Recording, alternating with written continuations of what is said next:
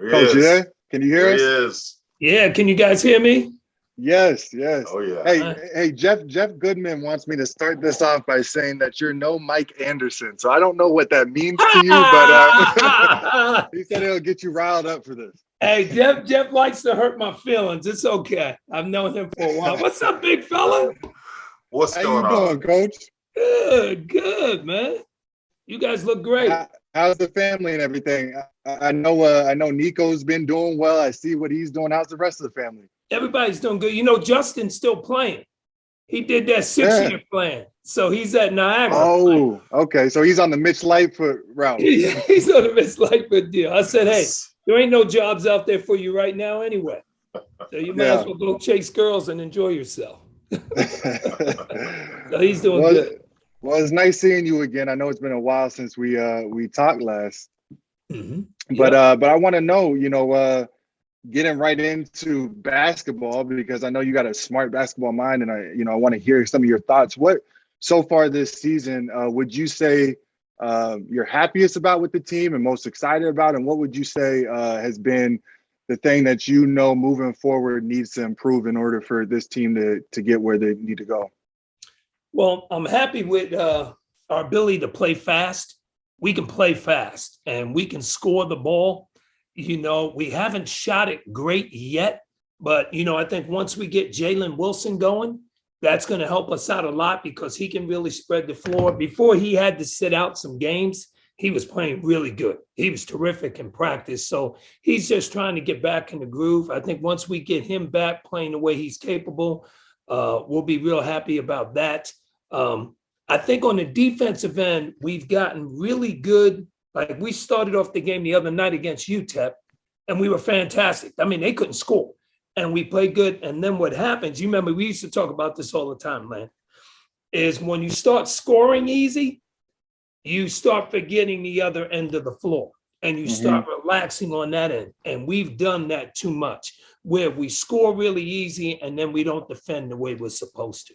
And I think we've got to mature from that standpoint and do a better job with that. I think we've got to rebound the ball better because that's going to be really, really important for us down the line. And Jalen Wilson helps a lot with that. Mm-hmm. Yeah, so I had hey, Coach, good to see you again. Good to see you. And I thought you were spot on about the last game, but I also thought, against St. John's as well, I thought you guys jumped out right from the beginning and had a nice little lead and that, they started to come back a little bit, just like you said. But in the end, I thought the defense was holding tight. But I did have a question about Remy Martin. I saw him when he was out here in the Pac-12 when he was at ASU. And what has he brought to the team, you think, for that, what kind of experience and, what does he bring to the KU team? Well, I would tell you that Remy's really smart. Yeah. Sometimes he's thinking he's smarter than everybody else in the room too, but he's really smart and he knows the game. He really does.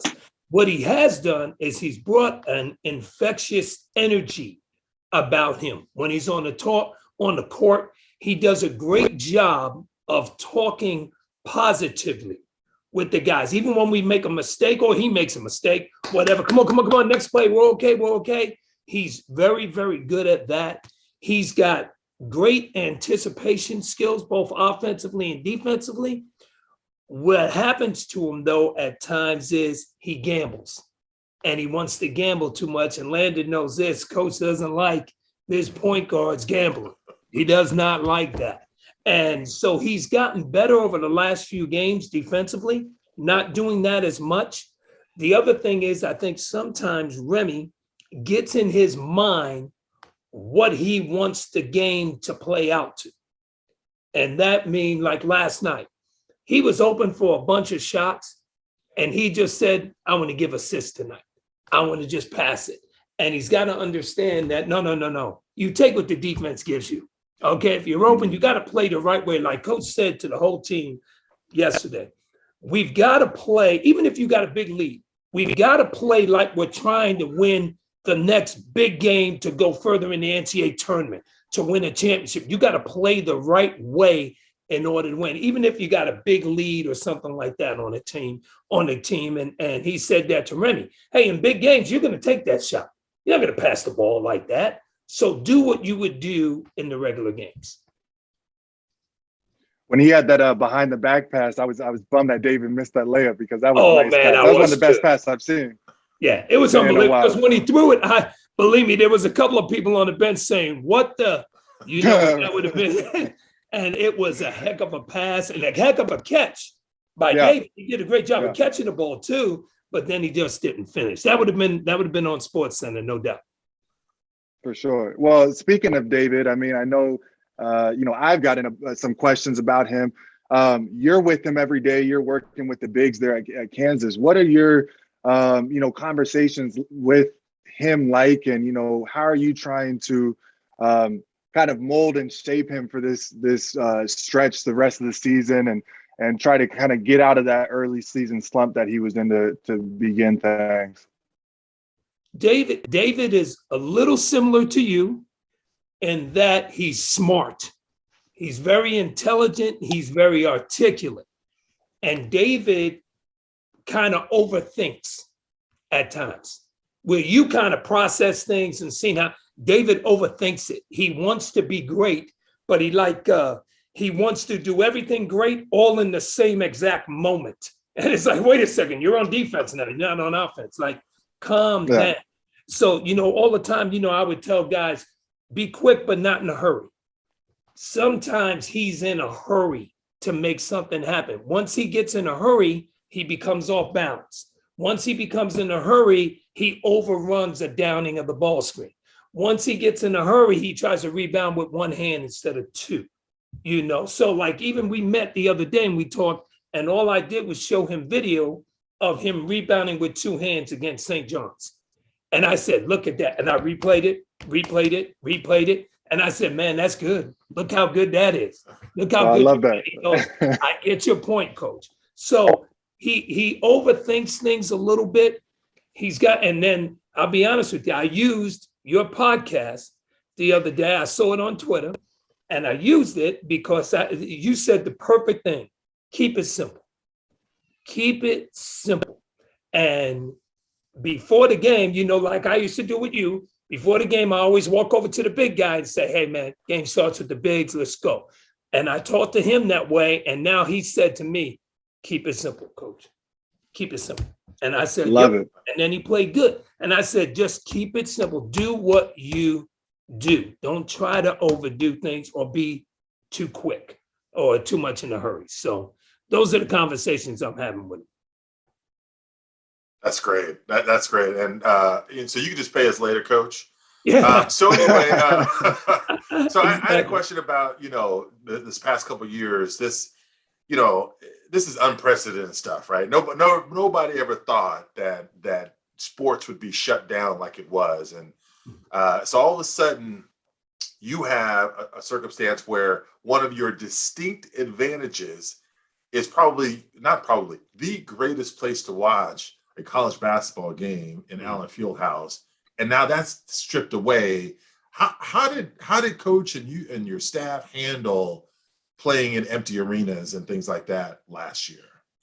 It was the weirdest situation of all time. It really was, and as the year went on, then they started letting some fans in. We got it up to 2,500, but you're sitting there and playing. I remember we're playing Creighton. And there's barely anybody. I mean, we had probably like 1,100 in the gym at that time. And it was like, what is going on? And you were trying to get some type of energy in the back. But what it did do was it made your players have to focus in and help each other and talk and all that stuff. What it was bad for coaching, though, and Landen would notice, they could hear everything. Is you can hear everything. Yeah, right. Everything.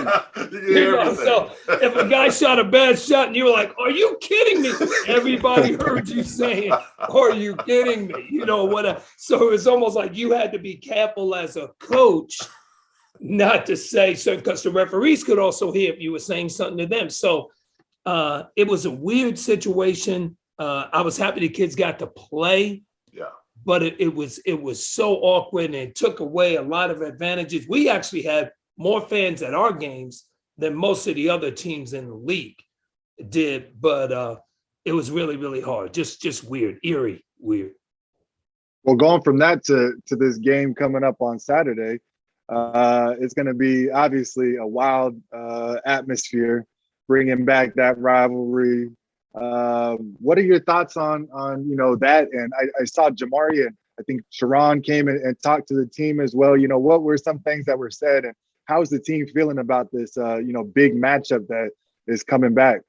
Well, I've been around the Missouri deal, not here. 1 year here at Kansas, I was here for the Missouri-Kansas rivalry, but also we had it when we were at Illinois. Illinois and Missouri played each other every year at Christmas. So I've hated Missouri for a long time, even though I wasn't here at Kansas. So there is and I think this is what makes basketball great, is that Missouri hates us and we hate them, and let's get it on. Let's play. And I think the rivalry hasn't gone on, I think for 9 years, they said. I think it is 8 or 9 years. We played an exhibition game a couple of years ago, and I'm telling you, Landon, it was the coolest thing. It was the coolest. Yeah. We played it in Kansas City to raise money, I think, for the hurricane victims and those things. And I'm telling you, the place was packed. I think they raised over about $1.8 million. And it was so cool how both teams were going at each other and how it was. So I think it'll be great. I think the guys like it. I can't tell you exactly what Sharon and them said because this is a PG type deal, but those guys were heated, and I'm sure that day will be pretty heated. Well, I was actually at the last game that was played. That was my visit, and I was there. It was me, some guys you may remember, Shabazz Muhammad, Tony Parker, the big fella, and then Julius Randle. We were all there on a visit. And I remember at halftime, I was so sad because not only were they losing, but that meant on my visit that night wasn't going to be fun. And I was ready to, go and you were thinking selfishly. And I'm like, like a kid.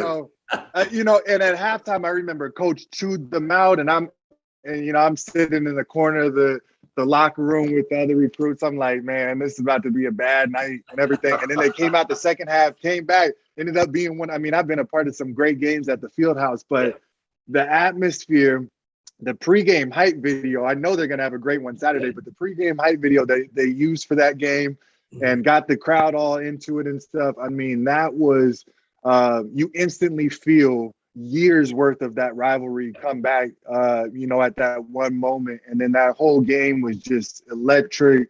And then I'll tell you what, that night was a fun night celebrating that win. So I was happy they got it done and finished the job. But I'm looking forward to watching this Saturday and for this to, be renewed moving forward. It'll be great. It'll be hopefully a lot of fun. Hopefully we'll play well. We know we'll get their best shot. I know they've lost, they've dropped a couple of games, but that doesn't matter when you're playing in a rivalry game. And if we don't come ready to play, they'll play well. We got to make sure that we make them play bad. But I also think it's a chance for our fans to get back in our place and have that place get as loud as it normally gets. You've been here for the Kentucky games and that type of stuff where there's 5,000 people standing outside and they had to let them in early because they were killing the grass outside. That's the thing that makes Kansas special. Yeah, no doubt about that, Coach. And I can tell you, and Landon, I don't know how much more time we have with Coach, but I just like to say something more than a question. It's more of a comment. In fact, it's being a parent of a child that was recruited by your staff and Coach. I just like to say that one of the things that I always respected was the fact that you guys were always very honest with us throughout the entire recruiting process. And so there was never any sugarcoating. There was never any, like, oh, you gonna play. It was straight up honesty, even to the point where it was like, hey, I don't remember the kid's name. I think it was Charkuski or whatever his name was. Caleb, right? Yeah. Caleb, it was like, oh, well, I think we got this one. We're like, okay, well, and he starts taking other visits, and all of a sudden it's like, well, Caleb decided to go a different direction. So are you still interested? But again, the whole time, for such a high level, people always want to say that there's something, behind the scenes or something bad's going on, all this stuff. I can tell you as a parent that everything was always on the up and up, and coach was always very upfront. Hey, when you come here, there's not a given path. When you come here, you're going to have to work your tail off. And every year we're going to recruit over you, just so you know. And I remember having that conversation with Landon, like, are you ready for this? Like, you know what I mean? Like, it's just not a given. And Landon wanted to have that challenge. And the thing that I was always happy with is the fact that, who knew what was going to happen, but coach saw what I knew for all those years in Landon, the fact that Landon was willing. It's the reason why it's called the glue guys. Landon was willing to do what it took, even if it was all the dirty stuff, right? Not dirty player, but you know what I'm saying. To for success for that team, and even if he scored 2 points, as long as he had double digits rebounds, he was okay. So let me tell you the thing that's great about Landon. I know Landon doesn't want us to talk about him too much. No. The thing was great about him. He was absolutely the best low post defender I have ever coached in my life. He's the best low post that did not block shots. Landon we could say to Landon, he's yours. You guard him. And he would say, I need no help. I got him. And that I hated double teams. I hated the and double that made teams. our team better. And the key, like, think about this. The one thing that coach does in recruiting, he does say that I am going to recruit over you. I'm always trying to recruit the best. But he also says, if you've been here 2 or 3 years and a freshman beats you out, that's your fault. Yep. Ain't my fault. That's your fault. And the one thing about Landon that was great with that team, and I still to this day thought we should have won the national championship when Landon played with Josh Jackson. That team was terrific. We just played bad one friggin' day. We played bad one friggin' day, and that's all it takes in the NCAA tournament. But I would say this, Landon was a guy that all the guys in the locker room respected what he did. And I remember coach put it to a vote. We were trying to decide how we were going to, we were playing a lot of different big guys. And we said, hey, we got to play the one guy. Who's the one guy to play? And all of his teammates that were starters all picked him. They all picked him and said, Coach, we play better. Our team is better because of Landon. And then we took off from there. You remember that, don't you, Landon? I do remember that. And that was something that, gave me a ton of confidence. And, I remember Wayne, right after that conversation, they came up to me and it was before the next game. And they were the ones that really instilled that just keep it simple thing, because they came up and they were like, listen, we trust you. We want you out there. Just go out there and do those things that you're comfortable with doing and that you could do well on a high level. And we'll be a good team. I remember going out there and it made everything, no matter the magnitude of the game, anything, it just kept it simple for me. And I would go out there and I would do, what I knew I could do at the highest level and focus on things that I knew the other guys on the court weren't focused on. They were focused on scoring and different stuff like that. I was out there thinking, I want to get every rebound possible, set the best screens I can set. So that made me, feel good and happy about it. And so I was really, happy when they recognized that and, and came to you guys and said that. So, that was awesome. Before we let you go, Coach, go ahead. Let me give you a great compliment. We were talking to a coach the other day that coached at Iowa State. And he said to us, the one thing that was unique about Kansas is that whenever they needed a big basket in the game, coach would go to Landen Lucas. We'd run net, whatever it was. Yeah. And he said, and we knew it. We kept saying, they're going to throw it to the big guy. And we would do that. So that's a great compliment.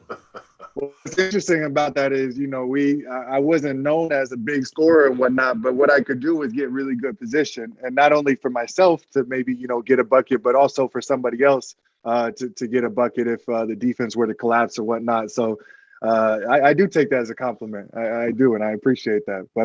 But before we let you go, I got one more question for you. We're doing a top 5 college, or not even college, all sports rivalries of all time. Right after you get off, my dad and I want to know, what is your number one rivalry in all of sports? It could be any sport. any era, just a rivalry that that's just they hate each other.